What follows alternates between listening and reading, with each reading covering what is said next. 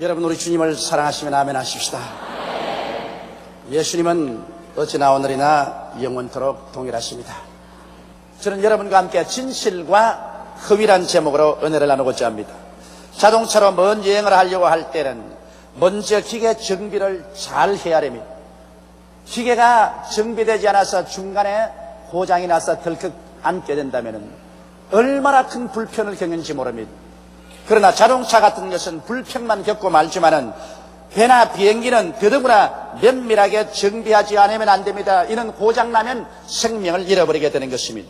적당히 혹은 설마 고장이 나겠나 등의 생각으로 정비를 소홀히 했다가는 크나큰 사고를 일으키게 되고 그때야 후회한들 무슨 소용이 있겠습니까? 우리의 신앙생활도 그와 같습니다.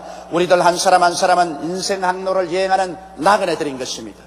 그러므로 우리 자신의 신앙 항로에 대하여 끊임없이 우리 자신을 정비하고 반성하며 회개해서 자기가 진실로 예수님을 믿는 신앙 안에 있는가, 그렇지 않으면 벌써 신앙 밖으로 타락해 있는가를 살펴보아야 할 것입니다. 그렇지 않으면 자기도 모르는 사이에 신앙의 진리에서 떠나 낭패를 당하고 있을지도 모릅니다. 처음 신령한 신앙생활로 시작했다가 처참하게 유고로 마치고 마는 위선자가 될는지도 모릅니다. 그러므로 저는 여러분과 함께 오늘 우리 신앙을 살펴보는 정비의 시간을 갖고자 하는 것입니다. 첫째로 우리가 항상 우리 자신에게 질문해 봐야 할 것은 내가 예수님을 믿고 가는 곳마다 그리스도가 우리의 구주인 것을 고백하고 있느냐, 이 사실인 것입니다.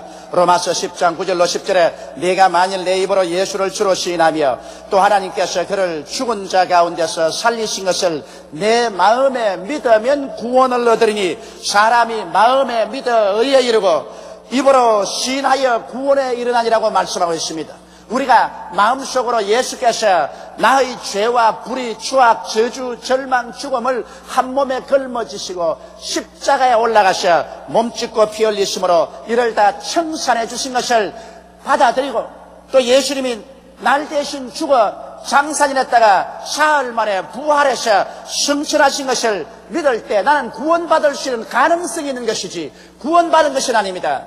우리가 완전히 구원되는 것은 이 사실을 하나님 앞과 마귀 앞과 사람 앞에서 입으로 시인해야만 되는 것입니다. 이렇기 때문에 내가 예수를 구주로 믿고 난 다음 계속해서 내 가족이나 이웃에게 예수가 그리스도인 것을 시인하고 있는가 없는가, 이 사실을 엄격하게 물어봐야 됩니다. 어떠한 사람들은 말하기를 나는 속으로 예수를 잘 믿습니다. 예수 믿는다고 떠들어 다니는 사람보다는 더욱 착실하게 속으로 예수를 믿습니다. 그렇게 말하는 사람이 있습니다. 여러분, 속으로 예수를 믿는다는 것은 자기 생각으로만 믿는 것이지 하나님 앞에 구원에는 도달하지 못한 것입니다. 아무리 속으로 그리스도의 진리를 믿어도 입으로 시인하지 아니하고는 구원에 이르지 못합니다. 그렇기 때문에 내가 진실로 그리스도의 구원 속에 항상 살고 있느냐 없느냐를 시험해보는 것은 내가 사람들을 만날 때마다 그리스도가 구주인 것을 입으로 시인하고 있느냐는 것입니다. 이것은 다시 말하면 열심히 사람들에게 전도하는 생활을 하느냐는 것입니다. 내가 전도한다는 것은 반드시 다른 사람을 구원하는 의미만 있는 것이 아니라 내 자신이 그리스도를 끊임없이 고백하게 되므로 구원 속에 있게 되고 깊은 신앙 속에 들어가게 되는 것입니다.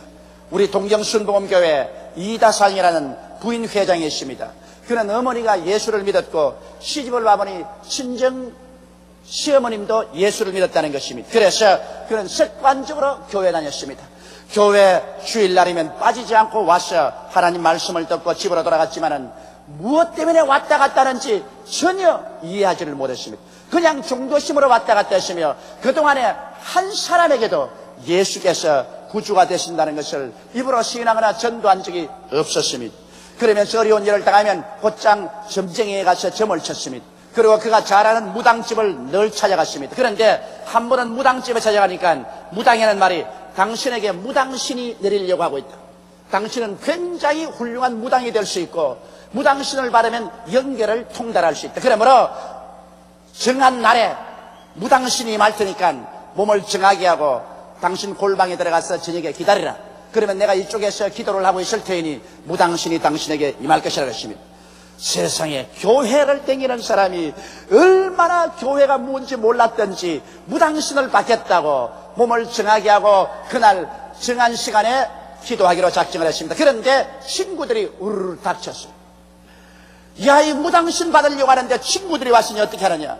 근데 친구들이 저녁까지 얻어먹고도 집에 돌아가지 않고 계속 앉아가지고서 예수가 그리스도라는 것을 전도하고 있습니다. 그리고 하는 말이 동정순복음교회로 나오라. 우리 교회 나오면 하나님이 살아있어서 역사하십니다.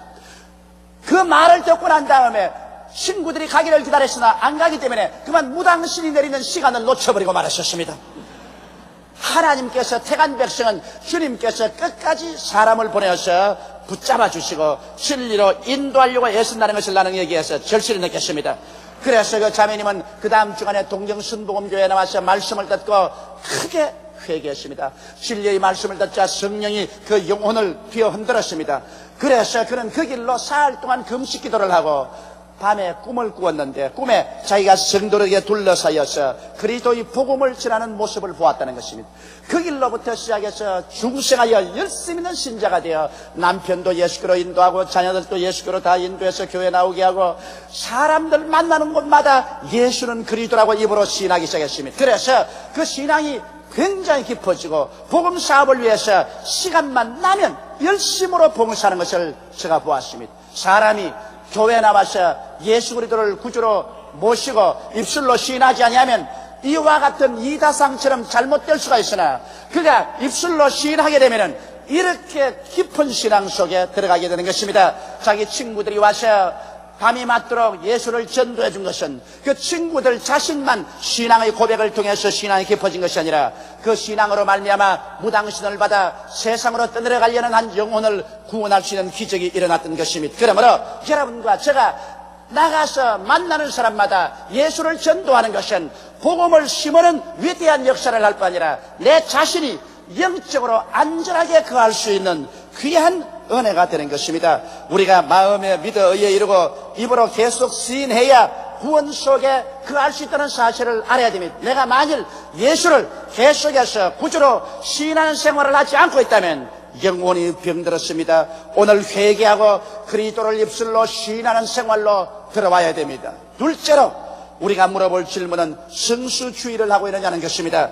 이사야서 58장 13절로 14절에 만일 안식일에 내 발을 금하여 내 성일에 오락을 행치 아니하고 안식일을 일컬어 즐거운 날이라 여호와의 성일을 존귀한 날이라 하여 이를 존귀히 여기고 내 길로 행치 아니하며 내 오락을 굳지 아니하며 사사로운 말을 하지 아니하면 내가 여호와의 안에서 즐거움을 얻을 것이라. 내가 너를 땅의 높은 곳에 올리고 내 조상 야곱의 업으로 기르리라.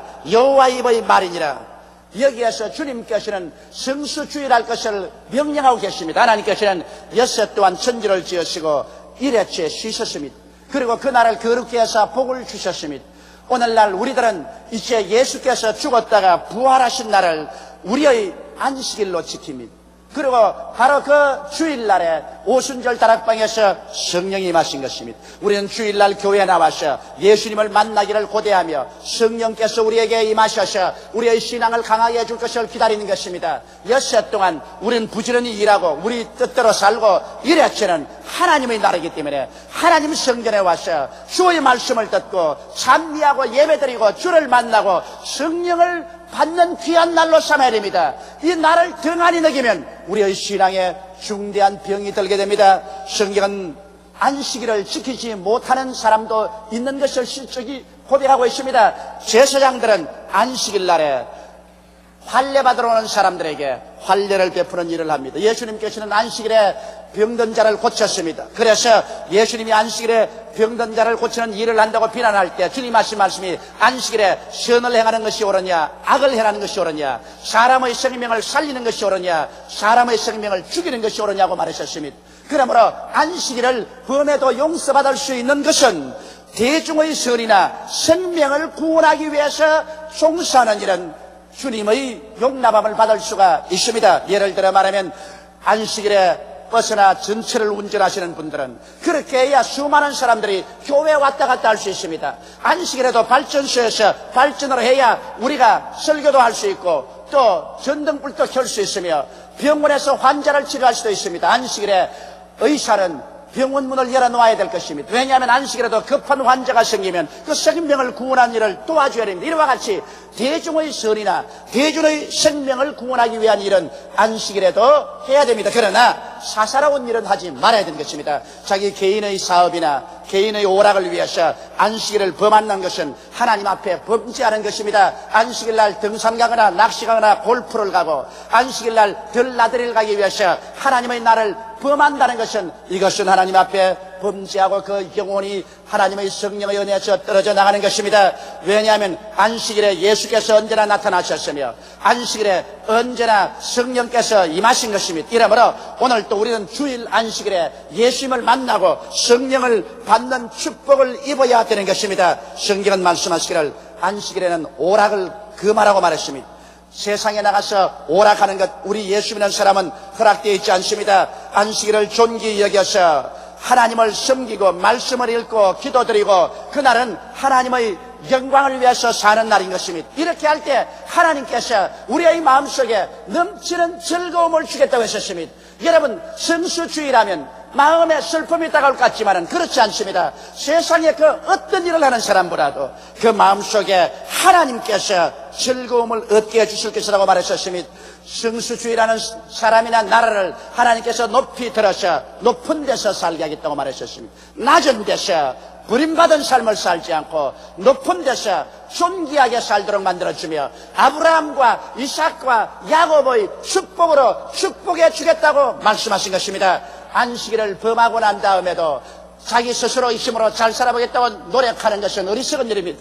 우리 주를 믿는 사람은 성수주일에서 하나님을 섬기면 하나님께서 하늘문을 여시고 축복하여 주시기 때문에 사람이 생각하지 못한 하나님의 은혜가 임하시는 것입니다. 하나님께서 문을 열어놓으면 닫을 자가 없고 닫아놓으면 열 자가 없다고 성경은 말씀하고 있는 것입니다. 하나님께서 축복을 해주시는데 누가 그 축복을 막을 수가 있겠습니까? 여러분께서 성수주일하면 반드시 하나님께서 기쁨을 주시고 높은 데 살게 해주시고 아브라함과 이삭과 야곱의 축복을 허락해 주시는 것입니다. 이렇기 때문에 성수주의라는 것을 잊지 마십시오. 여러분께서 어떤 일이 있더라도 결심하고 주일날을 거룩히 지켜서 하나님을 섬기고 예수님을 만나고 성령을 받는 귀한 은총을 받게 되시기를 주님 이름으로 축원합니다. 셋째로 우리 신앙을 늘 살펴봐야 할 것은 우리가 11조를 어떻게 하느냐는 것입니다. 성경 말라기 3장 7절로 12절에는 만군의 여호와가 이르노라 너희 열조의 날로부터 너희가 나의 규례를 떠나 지키지 아니하였도다. 그런즉 내게로 돌아가라 그리하면 나도 너희에게로 돌아가리라 하였더니 너희가 이르기를 우리가 어떻게 하여야 돌아가리까도다. 사람이 어찌하여 하나님의 것을 도적질하겠느냐. 그러나 너희는 나의 것을 도적질하고도 말하기를 우리가 어떻게 주의 것을 도적질하였나니까 하도다. 이는 곧 11조와 헌물이라 너희 온 나라가 나의 것을 도적질하였으므로 너희가 저주를 받았나니라. 만군의 여호와가 이르노라 너희의 온전한 11조를 창고에 들여 나의 집에 양식이 있게 하고 그것으로 나를 시험하여 내가 하늘 문을 열고 너희에게 복을 쌓을 것이 없도록 붙지 아니하나 보라. 만군의 여호와가 이르노라 내가 너희를 위하여 황충을 금하여 너희 토지 소산을 멸하지 않게 하며 너희 밭에 포도나무의 과실로 기한전에 떨어지지 않게 하리니 너희 땅이 아름다워짐으로 열방이 너희를 복되다리라. 만군의 여호와의 말이니라. 여러분, 사람들은 11조를 내라고 하면 굉장히 아까워합니다. 왜냐하면 성경에도 내 물질이 있는 곳에 내 마음이 있다고 말했습니다. 사람의 마음은 물질에 잡히는 것입니다. 아담과 하와를 위해 하나님께서 아름다운 낙원 에덴 동산을 지으시고 보기에도 아름답고 먹기에도 좋은 실과 나무가 나게 하셨습니다. 에덴은 바로 자기들이 사는 집이었었습니다. 그런데 그 에덴 동산 중앙에 선악을 하는 실과 나무가 나게 하시고 하나님이 이는 먹지 말라고 하셨습니다. 그것은 하나님의 것입니다. 다른 모든 것을 에덴에서 다 소유하되 그 가운데 있는 하나님의 권위를 상징하는 하나님의 소유인 선악을 한 실과는 먹지 마라. 먹는 날에는 반드시 죽으리라고 말했었습니다. 그런데 마귀가 와서 아담과 하와를 유혹해서 유독히 하나님의 것을 탐내게 했었습니다. 그래서 그들이 손을 내밀어 그 실과를 따먹고 하나님을 배반하고 저주를 받았습니다. 그 영혼이 죽고 육체도 사형언도를 당하고 생활은 가시와 응급기가 나서 처참하게 되었습니다. 그것이 바로 아담과 하와의 운명이며 그 후예들이 살아온 역사적인 환경인 것입니다. 오늘날에 와서 하나님께서는 여러분과 나에게 햇빛을 주시고 공기를 주시고 물을 주시고 이 땅에서 살게 하시고 우리들에게 재물을 모으는 능력을 주셔서 물질을 먹게 하시고 난 다음 그 물질 중에 10분의 1은 하나님의 것이라고 주장하시는 것입니다. 그러므로 11조는 바로 선악과와 같이 하나님의 권위를 상징하는 것이며 하나님의 소유물입니다. 성경은 말씀하기를 너희가 11조를 도적질함으로 온 나라가 저주를 받았다고 말하는 것입니다. 여러분, 우리가 하나님의 저주를 머리에 이고 산다면 물질적으로 아무리 풍요하게 산다 할지라도 마음에 평안이 있겠습니까? 기쁨이 있겠습니까? 소망이 있겠습니까? 생활에 고통이 꽉 들어차지 않겠습니까? 이러므로 우리의 적은 소유를 가지고라도 하나님 권위를 인정하고 순종하고 하나님의 축복으로 산다면 의와 희락과 평강이 넘쳐나게 될 것입니다. 이러므로 사랑하는 성도 여러분, 우리들은 하나님의 명령에 순종해서 우리 신앙이 올바르게 되기 위해서 우리의 생활에 수입의 10분의 1을 반드시 하나님께 드려야 됩니다. 이것은 아깝게 생각할 것이 못 되는 것은 우리 것이 아니라 하나님의 것입니다. 어떠한 사람들은 말하기를 11조란 율법 시대에 있는 것이고 은혜 시대에는 그런 것이 없다고 말합니다. 이것은 탐욕 때문에 그런 말을 지어낸 것입니다. 왜냐하면 율법이 오기 430년 전에 우리의 믿음의 조상 아브라함도 그가 얻은 일체의 11조를 멜기세덱 하나님의 종에게 드렸습니다. 이삭과 야곱도 11조를 드렸습니다. 이러므로 11조는 바로 하나님의 권위를 인정하는 것이요 하나님의 것을 하나님께 돌려서 하나님으로부터 의로움을 받고 축복을 받는 것입니다. 오늘 그러므로 성경은 말씀하기를 11조를 드리면 하나님께서 직접적으로 복을 내려주겠다고 말씀한 것입니다. 성경에는 하나님을 시험치 말라고 했는데 오직 11조 문제에 관해서는 하나님께서 내 집에 양식이 있게 하고 나를 시험하여 보라. 내가 하늘문을 열고 너에게 쌓을 것이 없도록 굳지 아니하나 보라고 말씀하고 있는 것입니다. 이러므로 하나님께서 직접적으로 11조를 드릴 때 하나님의 손길로서 우리에게 축복해 주실 것을 약속한 것입니다. 또 간접적으로 하나님께서는 우리에게 재앙을 당하지 않게 함으로 축복해 주겠다고 말씀한 것입니다. 황충을 금하여 너희 토지 소산을 멸하지 않게 하며 너희 밭의 포도나무의 과실로 희한전에 떨어지지 않게 하겠다는 것입니다. 우리 가정에서 질병을 제하여 버려서 자녀들이 병 없이 잘 자라게 하며 사고가 나지 않게 해서 가정이나 사업장에 사고 없게 하고 재앙이 다가오게 하지 않다면 우리는 그로 말미암아 얼마나 큰 축복을 받고 안심하고 살 수 있지 않겠습니까? 우리의 신앙의 척도는 역시 우리가 11조를 드리느냐 드리지 않느냐가 가지고서 재어볼 수 있으며 우리 신앙이 올바른 관계에 놓여 있느냐 그래서는 병들어 있느냐는 11조를 가지고서 척도해 볼 수 있는 것입니다. 이러므로 여러분과 나는 우리의 신앙생활에 하나님 앞에 도적질하고 저주를 받아서 살지 말고 하나님의 축복을 받아서 살도록 항상 11조를 착실하게 드리는 여러분 되시기를 주님의 이름으로 축원합니다. 이것은 힘이 될 것입니다. 그러나 하나님을 순종하는 일에 힘들지 않은 것이 어디 있습니까? 다른 그 무엇보다도 11조는 마귀가 와서 언제나 유혹을 합니다. 11조를 너가 소유해버리라. 11조를 하나님께 드리지 말라. 이것은 에덴 동산에서 아담과 하와에게 유혹하던 그 마귀는 오늘 또 와서 여러분에게 그 유혹을 합니다. 그 유혹을 떨쳐버리고 하나님께 순종할 때 여러분은 참으로 하나님을 믿고 따르는 제자로서 인정을 받을 수가 있는 것입니다. 넷째로 우리를 점검할 것은 우리 자신이 계명대로 살려고 노력하고 있는가를 물어봐야 되는 것입니다. 제가 노력하고 있는가라고 말하는 것은 여러분과 나는 인간인 이상 완전히 하나님의 계명대로 살 수가 없습니다. 성경은 말씀하기를 모든 사람이 죄를 범하였으니 하나님의 영광에 이르지 못한다고 말했으며 의는 없나니 하나도 없다고 말했었습니다. 그러므로 우리가 일평생 살면서 죄를 짓지 않은 의인이 완전히 될 수는 없습니다. 성경은 말씀하기를 만일 우리가 우리 죄를 자백하면 저는 미쁘시고 이로우사 우리 죄를 사하시며 모든 불의에서 우리를 깨끗게 하실 것이요 만일 우리가 죄 없다 하면 거짓말하는 것이라고 말했었습니다. 사람으로 살면서 죄를 한 번도 안 짓고 죄 없이 사는 사람은 없습니다. 그러나 끊임없이 율법을 우리에게 비춰보고 죄와 싸우고 회개하고 실전팔기하는 이러한 삶이 있어야 그 사람 속에 하나님의 생명이 들어와 있는 것입니다. 이러므로 우리는 하나님이 우리에게 주신 10계명을 가지고 언제나 우리 삶을 비춰봐야 됩니다. 10계명은 먼저 하나님에 대한 계명과 그 다음 사람에 대한 계명이 있습니다. 하나님에 대한 계명은 내 앞에 다른 신을 두지 말라는 것입니다. 하나님께서는 하나님 이외에 다른 신을 섬기는 것을 결코 허락하지 않습니다. 우리 한국 사람들은 그 마음속에 하나님을 섬기면 절대적으로 하나님 한 분만 섬기지 하나님과 다른 신을 함께 섬기는 것을 허락하지 않습니다. 그러나 제가 10년 동안 일본에 가서 전도를 해보니까 일본 사람들의 마음은 이중성이 있어요. 하나님을 섬기면서 다른 신을 섬길 수 있다고 생각을 합니다. 어느 기독교 신앙인의 집에 가보니까 그 마당에 부처가 있어요. 그런데 대청마루에 들어가니까 신단이 있어요. 안방에 들어가니까 경대 위에 성경이 있어요. 그래서 도대체 당신 예수 믿는다고 하면서 마당에는 부처가 있고 대청마루에는 신단이 있고 안방에는 성경이 있고 왜 그렇습니까? 그러니까 아이고 목사님 사람들도 유엔 총회를 열어가지고서 다 하나 되자고 하는 판에 신들도 하나가 되면 얼마나 좋습니까?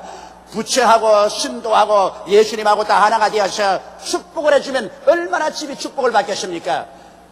그것은 거대한 잘못인 것입니다. 왜냐하면 성부, 성자, 성신, 삼위일체 이외 모든 신은 마귀와 귀신인 것입니다. 하나님께서 마귀와 귀신과 함께하지 아니하시는 것입니다. 우리는 절대로 다른 신을 두어서는 안 됩니다. 우상에 절하지 말라고 말했었습니다. 하나님께서는 우상에 절하는 것을 몸서리 나게 미워하십니다. 이스라엘 백성이 하나님께 버림받은 것도 그들이 바알이나 아세라의 우상을 만들어서 절했기 때문에 하나님께서 영적으로 가늠한 여자와 같다고 더러워해서 내버린 것입니다. 이러므로 우상에 절하는 것 하나님이 미워하십니다. 요사이 보면 정치가들이 정치적인 신앙을 하고 있습니다. 여러분 우리 신앙은 정치적인 신앙을 하면 안 돼요. 대통령 출마나 국회의원 출마가 가까우면 이제 정치인들이 교회에 와서 찬송 부르고 헌금하고 예배드립니다. 그러고 난 다음 절간에 가시는 또 부처 앞에 시중하고 또 합정하고 절합니다. 정치 신자입니다.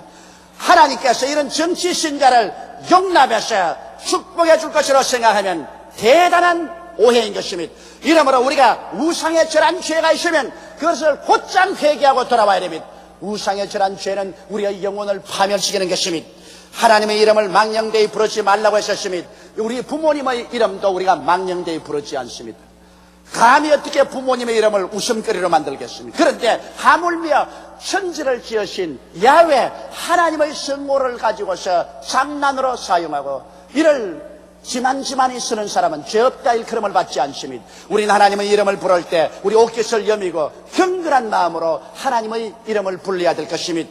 안식일을 거룩히 지키라 이런 이미 제가 여러분께 말씀한 것입니다. 이와 같이 하나님께 관한 계명이 있습니다. 이 계명을 우리가 지키려고 노력을 하고 또 이 계명을 어기면 곧장 회개하고 돌아와야 됩니다. 죄를 짓고 타당화하면 버림을 당하거니와 죄를 짓고도 회개하고 돌아오면 불쌍히 능력을 받고 용서함을 받게 되는 것입니다. 이제 인간관계에 대한 계명은 6개가 있습니다. 내 부모를 공경하라고 말했었습니다. 여러분 우리가 이 세상에 살면서 부모를 공경할 줄 모른다면 어떻게 하나님을 공경한다고 말할 수 있겠습니까? 눈에 보이는 부모도 공경하지 못하는 사람이 어떻게 눈에 안 보이는 하나님을 공경한다고 할 수 있겠습니까? 부모를 어떻게 공경하느냐 이렇게 묻는 사람이 있어요. 부모를 공경한다는 것은 부모님이 생활에 어려우면 이식주 생활을 반드시 도와드려야 될 것이요. 그리고 부모의 마음에 근심을 끼치지 않는 것이 큰 효도입니다. 어쩌든지 내가 생활을 잘 해나가서 부모님의 마음에 근심이 되지 않는다면 그보다 더 큰 효도가 되십니까?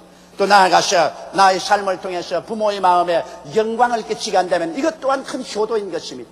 오늘날은 핵가족 제도라 결혼하게 되면 대개 부모와 같이 살고 있지 않게 되고 또 외국에 가서 살 때도 많습니다. 이래서 부모에 대한 생각을 잃어버릴 때가 많습니다. 그러나 하나님은 여러분께서 꼭 부모에게 효도하기를 원합니다. 성경 말하기를 자녀들아 내 부모를 공경하라. 그리하면 얘가 세상에서 잘되고 장수하라고 말한 것입니다. 하나님께서 부모 공경을 얼마나 강조했던지 부모 공경하는 사람 세상에서 잘되게 하고 장수하게 만들어주겠다고 약속하신 것입니다. 성경은 살인하지 말라고 했습니다. 우리 예수 믿는 사람이 칼이나 총 들고 살인은 하지 않지만은 그러나 마음으로 죽이기까지 미워할 때가 있습니다. 아이고 저거 죽어버리면 좋겠다. 저 벼락이나 맞으면 좋겠다. 자동차 사고가 나서 칵 하고 죽어버리면 좋겠다. 그런 미운 생각이 마음속에 날 때가 있습니다. 이런 미운 생각을 가지면 이건 살인한 것입니다. 이러한 생각을 가질 때 자기 영혼이 파괴되고 기도가 막히고 하나님 앞에 나설 수가 없게 되는 것입니다. 이러한 죄를 회개해야 합니다. 성경은 간음하지 말라고 말했었습니다. 간음은 하나님께서 미워하십니다. 왜냐하면 너희 몸은 하나님의 성전인 것과 하나님의 성령이 너희 몸에 거하시는 것을 알지 못하느냐. 하나님의 성전을 더럽히는 자는 하나님께서 저를 멸하시라고 말한 것입니다. 이러므로 간음죄는 자기 영혼의 상처를 가져오는 것입니다. 하나님께서 오늘 세상이 소돔과 고모라 같이 되어가며 심판하기 위해서 에이즈를 보냈습니다. 요사이 에이즈라는 병에 걸리면 그는 살아나갈 도리가 없습니다. 어떠한 과학도 의학도 그 사람을 건져내지 못하고 처참하게 곰팡이에 먹혀서 죽습니다. 이러므로 우리는 간음한 죄를 회개해야 됩니다. 그리고 하나님 앞에 나가 예수의 보혈로 씻음을 받아야 됩니다. 도적질하지 말라고 했었습니다. 여러분, 우리가 일상적으로 예수 믿는 사람이 도적질은 하지 않지요. 그러나 무의식적으로 나무 책 빌려와서 주지 않고 나무 옷 빌려와서 입고서 주지 않습니다. 물건을 사고 팔 때 거짓말로 속여서 사고 팝니다. 이와 같은 것들이 결국 도적질이 되는 것입니다. 일시적으로 내게 유익이 되는 것 같지만은 먼 눈으로 보게 될 때 이러한 일들이 하나님 앞에 참소가 되어서 우리에게 축복의 길을 막아버리고 마는 것입니다. 내 이웃을 거짓 증거하지 말라고 말했습니다. 우리는 세상에 살면서 이웃 거짓 증거하는 죄는 너무나 많이 짓습니다. 이것은 내가 원든 원치 않든 미운 사람이 있으면 그 사람에게 덮어 씌웁니다. 시어머니는 며느리에게, 며느리는 시어머니에게, 혹은 시누이에게, 혹은 형제들, 혹은 친구들 간에 미운 사람이 있으면 어떠한 조그마한 변명이라도 가지고서 이유만 있으면 덮어 씌워버린 것입니다. 거짓 증거합니다. 심소봉대에서 공격합니다. 이러한 죄는 일반 성도들이 지을 뿐 아니라 목사들도 굉장히 이런 죄를 많이 짓습니다. 목사들이 모이면 서로 시기하고 분노하는 말을 많이 합니다. 이러한 죄를 우리가 회개해야 됩니다. 이러한 죄 가운데 있으면 우리 영혼이 파괴되고 하나님의 성령이 우리 가운데서 역사할 수 없게 만들어놓는 것입니다. 내 이웃을 거짓 증거하는 죄를 회개해야 됩니다. 또한 내 이웃을 탐하지 말라고 했습니다. 탐심이 생기면 마음속에 미운 생각이 생깁니다. 이웃을 탐하게 되면 이웃을 모함하게 되고 모략하게 되고 못되게 만들고 내가 그 사람을 언제든지 패하게 만들기를 원합니다. 이렇게 해서 시기와 분노와 질투가 끝이지 않습니다. 성경에는 내 있는 것으로 만족할 줄 알라고 말하셨습니다. 우리가 탐욕이 생겨서 마음의 시기와 질투와 분노가 불타기 시작하면 이것은 자기도 망하고 남도 망치는 것입니다. 하나님께서 우리에게 십계명을 준 것은 우리를 괴롭히기 위해서 준 것이 아닙니다. 십계명이라는 것은 여러분과 내가 낭떠러지에 떨어지지 않도록 하나님께서 철사줄을 쳐놓은 것입니다.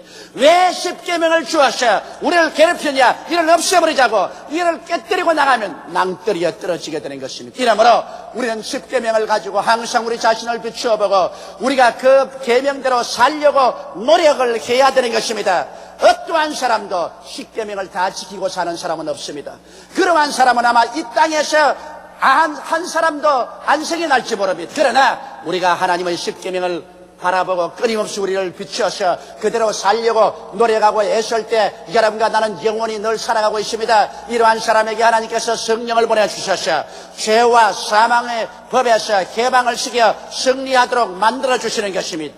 우리가 구원을 받는 것은 예수를 믿음으로 말미암아 구원을 받습니다. 여기에는 우리의 좋은 행위를 보탤 수 없습니다. 그러므로 구원은 절대적으로 예수 십자가를 통해서 구원받지만은 구원받고 난 다음에 우리의 신앙이 성장하고 우리 신앙이 안전하게 보존되는 것은 반드시 하나님의 법을 지켜야만 되는 것입니다. 이러므로 사랑하는 성도 여러분, 우리의 신앙 행로에서 우리는 계속해서 예수가 구주인 것을 신앙 고백함으로 말미암아 구원의 은혜를 깊이 해야 될 것이요. 우리는 성수주일함으로 매주일마다 교회에 와서 예수님을 만나고 성령을 받고서 믿음이 흔들리지 않게 서도록 해야 될 것이요. 우리는 11조를 도둑질하지 아니하므로 하나님의 권위를 짓밟고 하나님의 것을 도둑질해서 저주받는 생활 속에 들어가지 말고 11조를 드림으로 높은 곳에 거하고 즐거움을 얻으며 아브라함과 이삭과 야곱의 축복을 받고 살아야 될 것이요. 하나님 앞에서 하나님이 주신 십계명을 우리는 항상 비추어보고 우리 자신의 모자라는 점을 우리는 늘 회개하고 통회하고 예수님의 보혈로 씻음으로 말미암아 하나님 앞에 인정받고 사랑받는 우리들이 되어야 될 것입니다. 여러분과 나는 실전 8기에서라도 늘 회개해야 합니다. 우리는 매일같이 회개가 필요합니다. 그렇기 때문에 성경은 회개하라, 천국에 가까웠다고 말하는 것입니다. 천국에 들어가는 사람은 의로운 사람이 들어가는 것이 아니라 회개하는 사람이 들어가는 것입니다. 우리는 매일매일 회개함으로 하나님의 성령이 천국을 우리에게 가지고 와서 우리 가운데 역사하도록 해야 될 것입니다. 천국은 여기 있다 저기 있다도 할 수 없습니다. 천국은 바로 우리 속에 와 있습니다. 하나님께서는 십자가를 통해 오중복음과 삼박자 축복의 천국을 우리 속에 가져오기를 원합니다. 오직 회개하는 사람, 그리고 하나님의 뜻을 쫓아 사는 사람에게 천국의 역사는 매일같이 이루어지게 되는 것입니다. 우리 다 같이 고개 숙여 기도드리겠습니다. 전능하시고 거룩하신 우리 아버지 하나님, 하나님께서 성령을 보내주셔서 우리에게 깨달음을 주심을 감사하옵나이다. 우리가 신앙생활하면서 끊임없는 마귀의 유혹과 시련 때문에 많은 고통을 당하고 혹은 올무에 빠져서 신앙을 잃어버리고 사망에 처할 때도 있습니다. 내 아버지 하나님이시여, 오늘 우리 인생 항로에 우리의 신앙이 온전한지 안 한지를 금진해보는 몇 가지 사항을 함께 나누었습니다. 아버지를 통해서 우리 자신을 살펴보고 우리가 마귀의 올무에 빠지지 말고 신앙에서 떨어지지 말고 하나님의 귀한 은혜에서 버림받는 자가 없도록 도와주옵소서. 예수님 이름 받들어 기도드리옵나이다. 아멘.